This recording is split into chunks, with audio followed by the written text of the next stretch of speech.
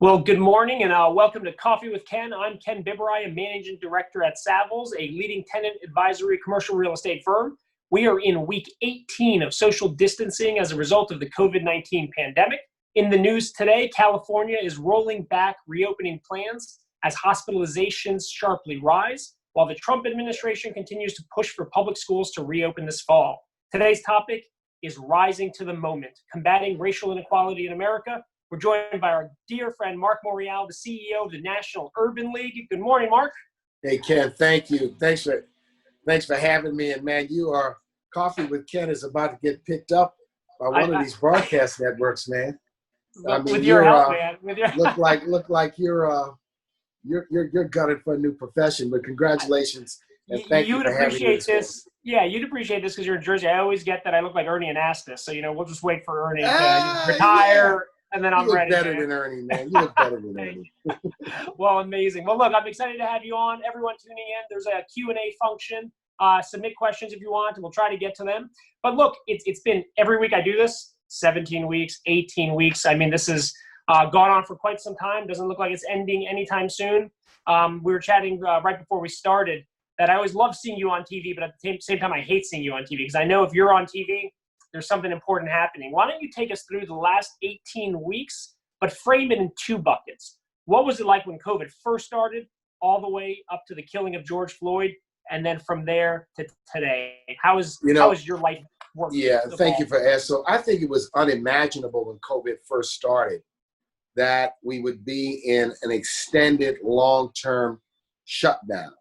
I think my sense was that we were looking at 60 to 90 days, and that COVID may have had a seasonal sort of nature to it, and that by May or June, we'd be back to normal. We know that that's not the case, and I think it was exacerbated by the fact that the president and his administration didn't grasp the crisis and level set with the American people that we're going to be in a difficult period of time. We're going to have to take some steps and some measures that are going to be painful, but we have to do it or we could have millions of deaths. And I think a president, and it has to be done because it's the largest bully pulpit in the world, could have reminded us about the 1918 Spanish flu pandemic and educated us, because in the modern era, we've not seen pandemics, diseases of this type. And so maybe we were cavalier, complacent, immune. And I think leadership should have said, fellow Americans, ladies and gentlemen, here is what we are about to face. Because of that, you have this difference of opinion based on people following the voices of leaders. At the early stage, you saw Governor Cuomo of New York, probably more than anyone, take charge, take control, level set, be frank, use his time on television to help educate people. And I think other governors and mayors followed suit. They followed the Cuomo model, if you will. And that was to do extended briefings on a daily basis so that people could get an understanding of what was faced.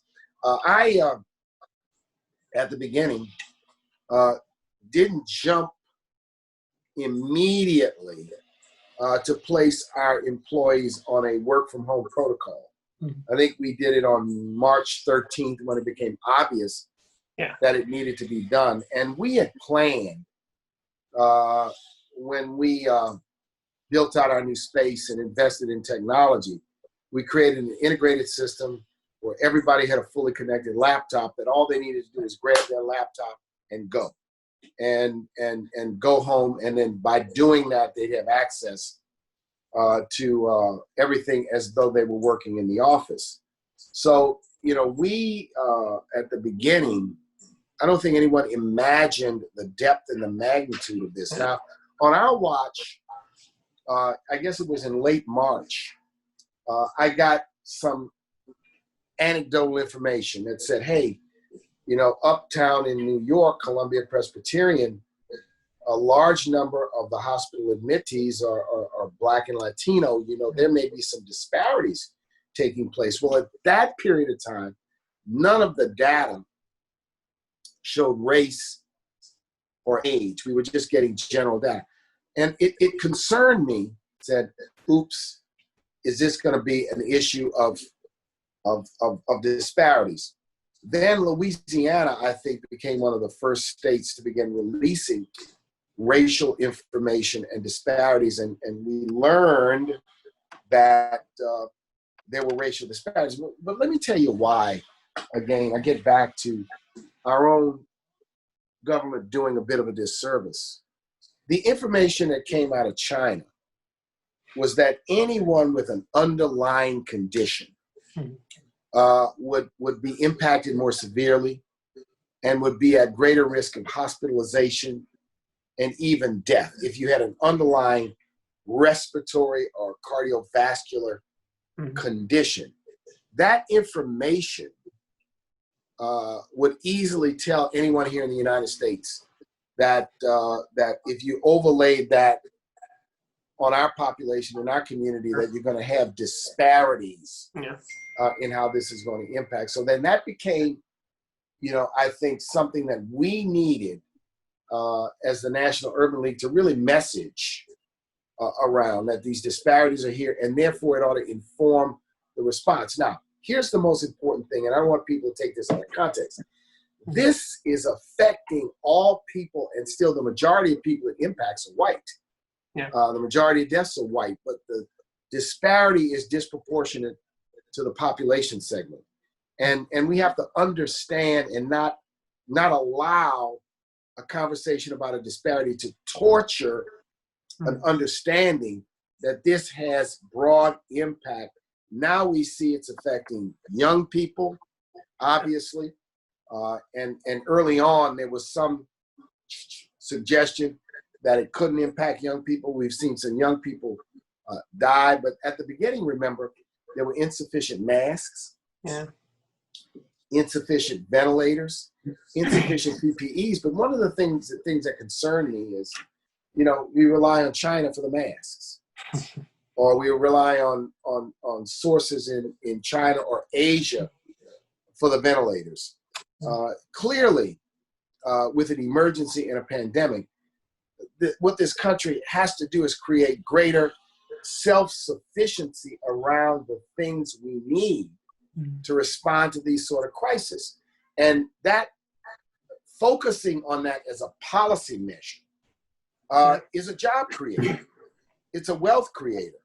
If our capacity, industrial capacity, manufacturing capacity, can be expanded to make sure that we have sufficient supplies of that going forward. So those are some observations on this.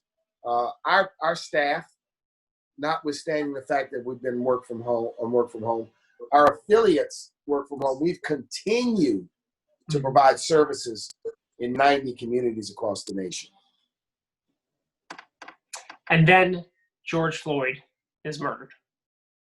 I remember the moment I saw the video, Ken. It was early, I guess, the morning after it happened. I believe it happened on Memorial Day. Yeah, right that week. And the day of that, and I saw it.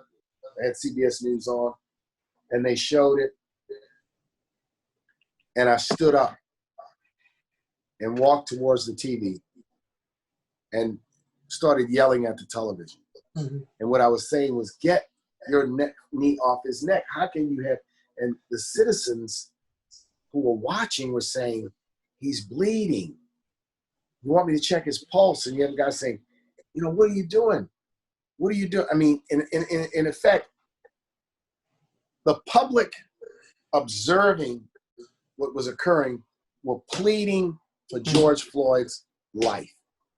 This stood out because the entire incident was captured on videotape. And when you look at the dash cams and the security cameras, one thing that's clear is George Floyd never resisted, never put up a fight, never grabbed for the officer's gun. There were no reasons that he should have been even been cuffed and been placed on the ground for what? A $20 transaction? Mm-hmm. Imagine 4 Minneapolis Police Department officers apprehending a man. The Minneapolis Police Department is broken completely, because when you look beyond it, and I want people who are listening to understand this, they have a very low closure rate. Mm-hmm. So that tells me when I see a low closure rate and a brutal department, I see a department whose officers are not doing good public safety work. I see officers who are probably spending their time running around the community, arresting people for minor crimes, who are not doing what they should be doing. And so this department is broken. Its brutality and its record of thousands of complaints over the last several years, combined with its ineffectiveness in closing cases, supports the idea that that department should be dissolved, and the city of Minneapolis should create a new public safety force, right? That keeps people safe, but also respects people and engages in constitutional policing. Now, what I love about the National Urban League is you're touching so many areas of need: housing, voting and civic engagement, economic opportunity, criminal justice reform. What I've noticed through all these conversations and just observing things over the last 18 weeks is that everything's accelerating.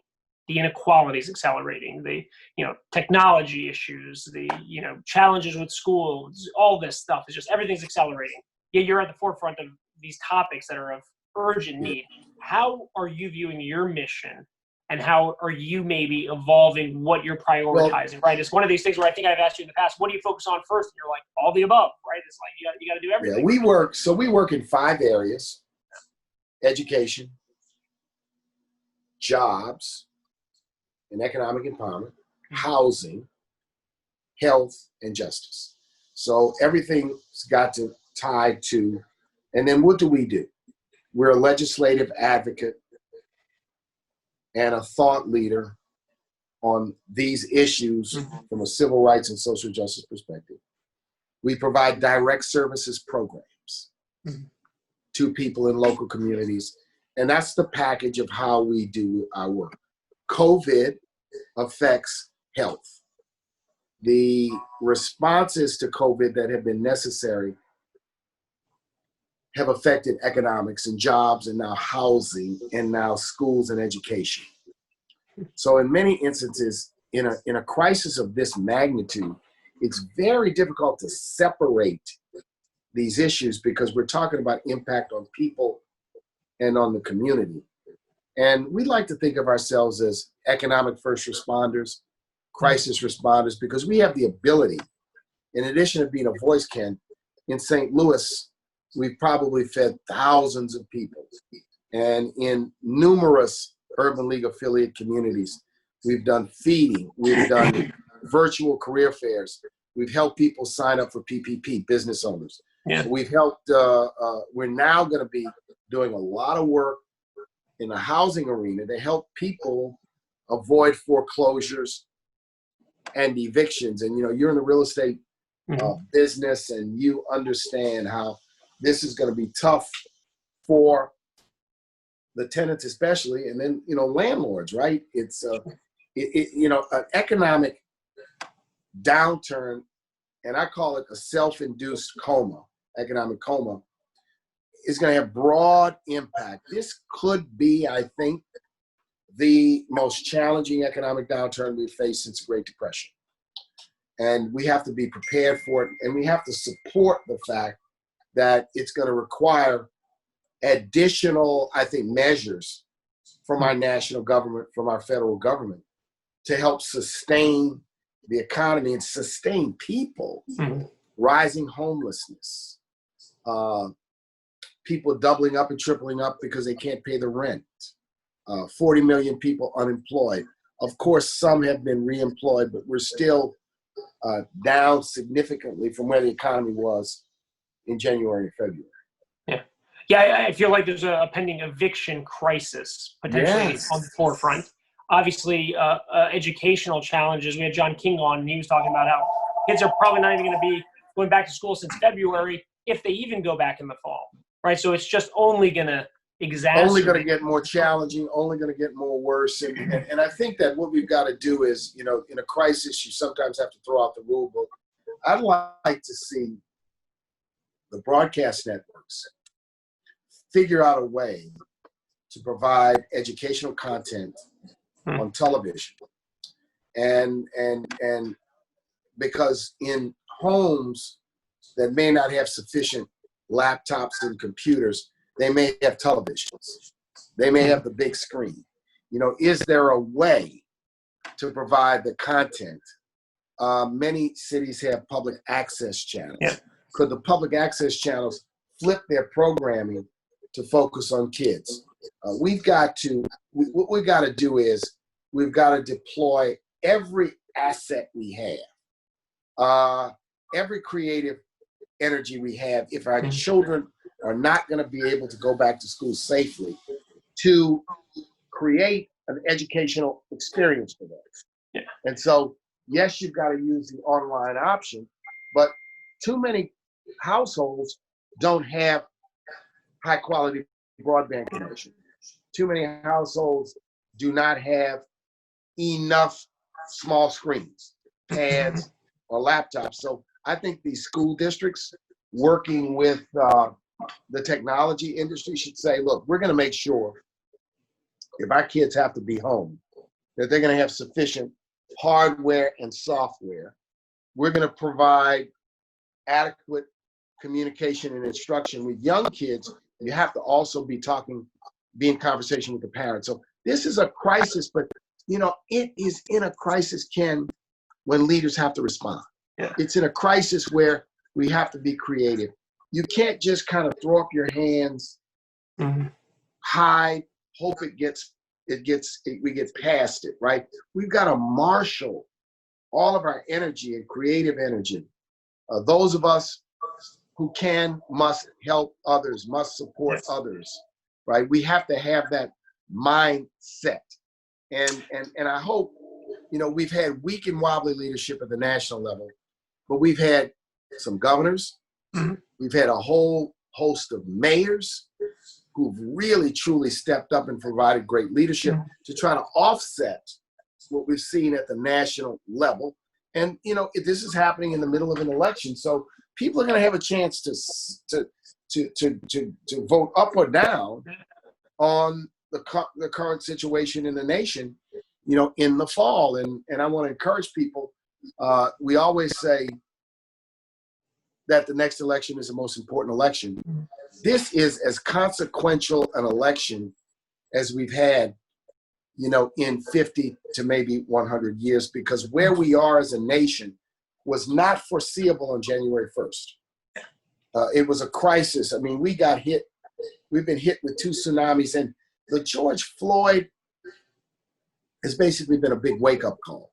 And it's laid to bear disparities and challenges. And, the way in which people have responded, the outrage, the protests, the level of consciousness is a high point. Is a high point. And we have to recognize it's been a high point for people to understand what we are facing and responding, and young people of all races and backgrounds. It's a positive thing when people take their outrage, their energy, and they channel it in to a popular people's movement. So let's dive in a little bit more, right? Like, things have accelerated. The idea that Mississippi takes down its state flag, Confederate statues in Virginia coming down, the Redskins changing their name. These are maybe things that would have happened over 10 years or happening right now in 10 weeks. What kind of momentum are you hoping to see? What kind of tangible, legislative, political change do you want to, have as the silver lining out of all this tragedy? So I think one of the most important things that Congress could do is to pass the George Floyd Justice in Policing Act. I think a failure in American policing got us here. I think a strong statement, and I'm not talking about a weak bill, a symbolic bill. I'm not talking about lipstick on a pig. I'm talking about a substantive bill that addresses the lack of accountability issues. And the George Floyd Justice and Policing Bill, which we had a hand, and many civil rights organizations had a hand in drafting, also includes a system of national accreditation for police departments, something I've been championing for years, right? Yeah. An accreditation system that police departments have to meet. In addition to accountability measures that hold officers accountable, we need to also incentivize policing reform, reimagination of policing. We need to incentivize it. We need to push it. We need to encourage it. And so that, I think, is important. I think secondarily, we're going to have to really, from a legislative standpoint and from a standpoint, and it's not just legislative, really dig into the economic disparities that we face. You know, in America, we had this period from 1945 until the mid 70s or the late 70s where we had the proverbial rising tide lifted all boats. Poor, working class, middle class Americans saw their incomes rise, saw their wealth increase. It was almost in many respects a Goldilocks kind of moment. And then beginning in the late 70s and the early 80s, we saw the rise in income inequality where growth and really accelerated for those at the top of the economic ladder. And growth to some extent in income stalled for the rest. In the 90s, people papered over it with credit cards and debt. Then we had an explosion. And then we had a recovery, and the recovery has not yielded a break in that pattern. We've got to address how a country could see its GDP triple in a 30-year period from 1990, yet its income inequality, its wealth disparities, and its poverty not move at all, or in the case, get worse. And, you know, I'm encouraging people to think about this, you know, with a longer point of view, to really understand the trend line and the trend line that has occurred, and really say, how do we reverse this trend line? Where I am today is it's going to require 21st century thinking, not just a rehash of 20th century policies. Although some of what happened in the Great Society or the New Deal are instructive in how you deal with a crisis, right? In terms of what you do. So, you know, I think that American business has a huge role to play in this, can play a big positive role in this, but it's got to be a recognition that institutions have to change and think differently and act differently. So let's dive into that, right? William Clyburn is tuning in. He submitted a question. How do we move corporations to genuinely pursue diversity, inclusion on recruitment, training, promotion? Like, how do we move that needle specifically with companies in the private sector?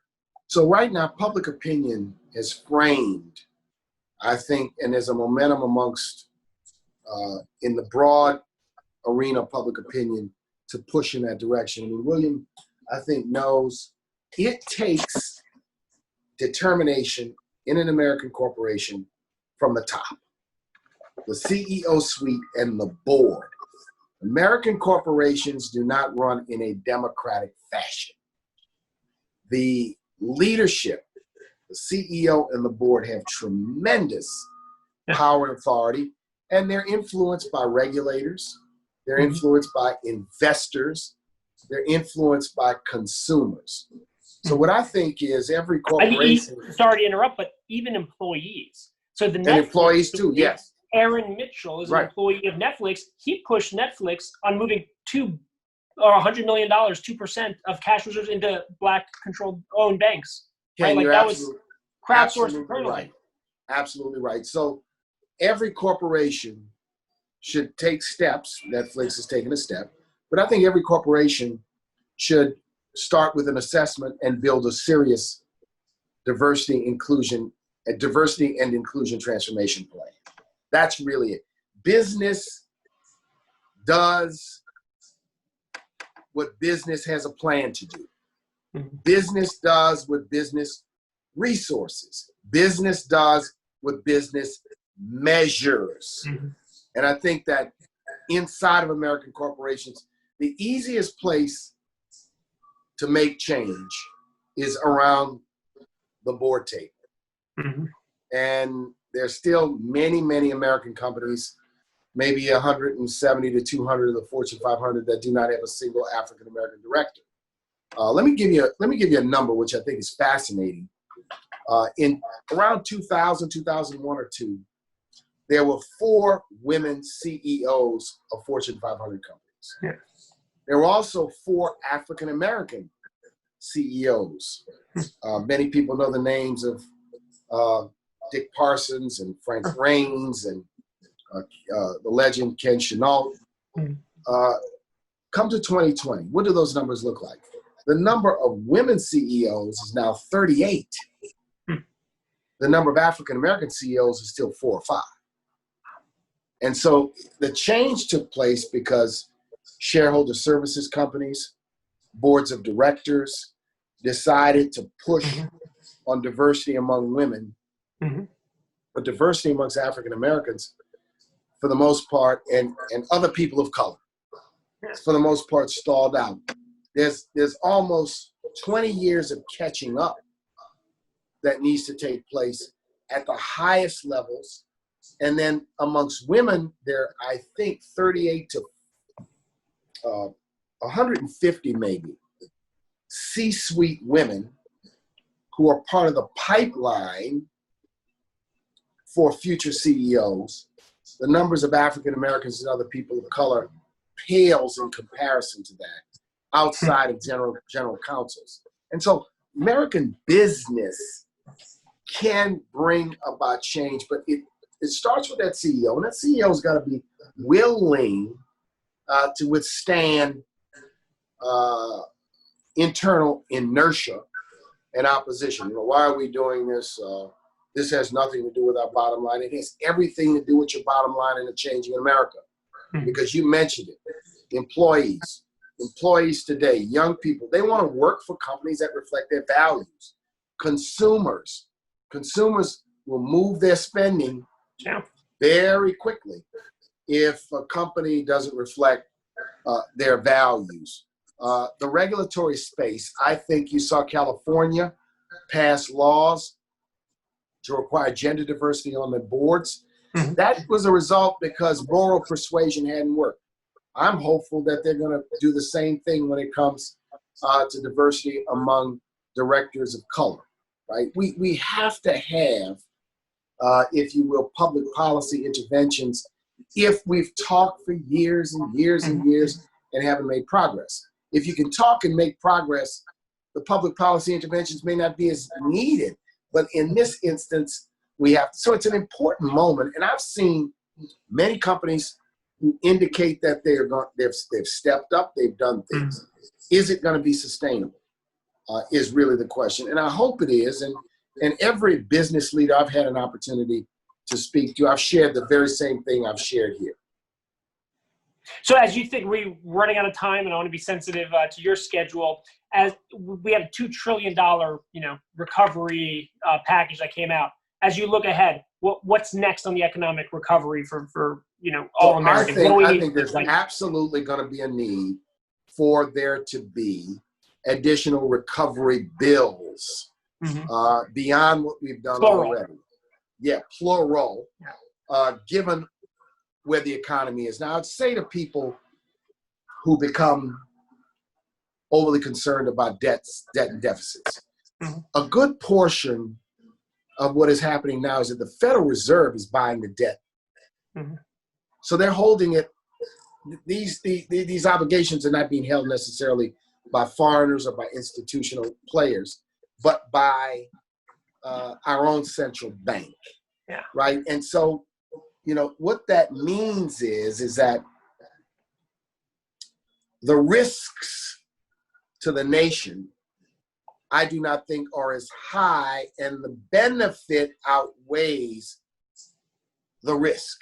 Yeah. If you think about President Roosevelt's years, we took on a tremendous amount of debt, first to respond to the Great Depression, then to respond to World War II.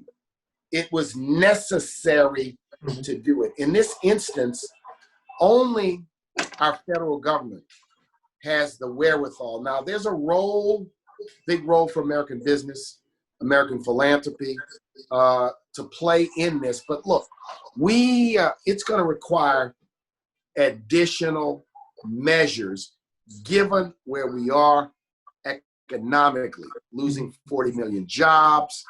We're going to probably have a decline in GDP for Q2 and declines for Q3 and declines for Q4. We're on a pathway that until there's really a reliable, safe, and readily available vaccine, Ken, we're going to be operating under some difficult circumstances. Well, I could keep you all day, Mr. Mayor. Thanks, There's Ken. so much we could dive into. You've been so great today. Congratulations on the new book. We didn't even get to talk about Gumbo Coalition. Yeah, for tuning in. That's a great way to catch up about what the mayor's been working on. Everyone tuning in, thank you so much. Our next Coffee with Ken is next week, July 22nd. Jay Johnson, former Secretary of U.S. Homeland Security. Practice social distancing, wash your hands, and wear a mask, everyone. Thank you. Mr. Mayor, Thanks, keep Ken. it up. Good to see you you. next time. Thank you. Take care.